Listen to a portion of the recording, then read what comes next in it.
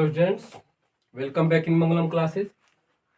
बच्चों, class 10th का प्रमेय 1.2 लिया गया है जो अंक गणित की आधारभूत प्रमेय है।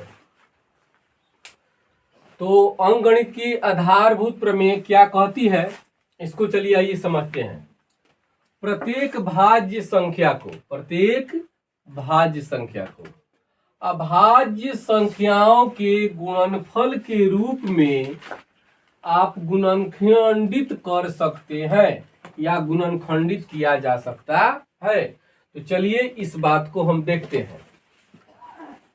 तथा यह गुणनखंडन अभाज्य गुणनखंडों के आने वाले क्रम के बिना अद्वितीय होता है। ये कहता क्या है, इसको समझने का प्रयास करते हैं।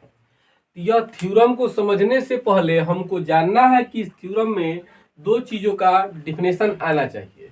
तो पहला डिफिनेशन हमको जानना चाहिए कि अभाज्य संख्या किसे कहते हैं। तो आसान भाषा में हम इसको कहते हैं कि वैसी संख्याएं जो एक से तथा अपने आप से विभाजित हो उसे अभाज्य संख्या कहते हैं। एक से तथा अपने आप से यानी जिसके केवल दो गुणनखंड हो। भाज्य संख्या वैसी संख्याएं जिनके दो से अधिक गुणनखंड हो तो क्या कहलाएगा, भाज्य संख्या। जैसे मान लीजिए 4 है तो 1 से भी कटेगा और 2 से भी कटेगा और 4 से भी कटेगा, मतलब 2 से अधिक गुणनखंड है तो ये भाज्य संख्या। तो भाज्य संख्या और अभाज्य संख्या को जब आप समझ गए हैं तो यह थ्योरम अब समझने का प्रयास करते हैं। थ्योरम कह रहा है कि भाज्य संख्या को, तो एक भाज्य संख्या मैंने लिया, यहाँ पे मान लीजिए मैंने वह भाज्य संख्या 20 ले लिया।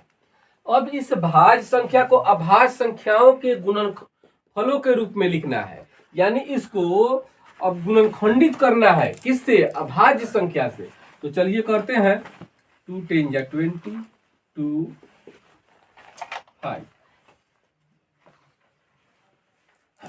अब ये आ गया 20 को जब हम गुणनखंडित किए तो 2 × 2 × 5। अब हम देखते हैं कि अब इसको हम ऐसे लिख सकते भी हैं, 5 × 2 × 2 लिख तो सकते हैं, लेकिन इस अभाज्य संख्याओं का गुणनखंड को छोड़ाकर कोई दूसरी संख्या यहाँ पे आने वाली नहीं है। मतलब आप इसे एक ही अभाज्य संख्याओं के गुणनखंड के रूप में गुणनखंडित कर सकते हैं। इसमें भी 2 ठो 2 और 5 और इसमें भी 2 ठो 2 और 5। तो क्रम भले ही चेंज हो लेकिन गुणनखंडों में किसी प्रकार का चेंजिंग नहीं होता है। जैसे कि मान लीजिए 20 है तो आप यहाँ से 2 से न दे के 5 से दे सकते हैं, ऐसे लिख सकते हैं। तो कैसे भी लिखे लेकिन इसका भाज्य गुणनखंडों का जो गुणनखंड आएगा वह एक ही होगा। तो अद्वितीय मतलब केवल एक ही। अब इसके आगे चैप्टर है तो चैप्टर को बनाएंगे।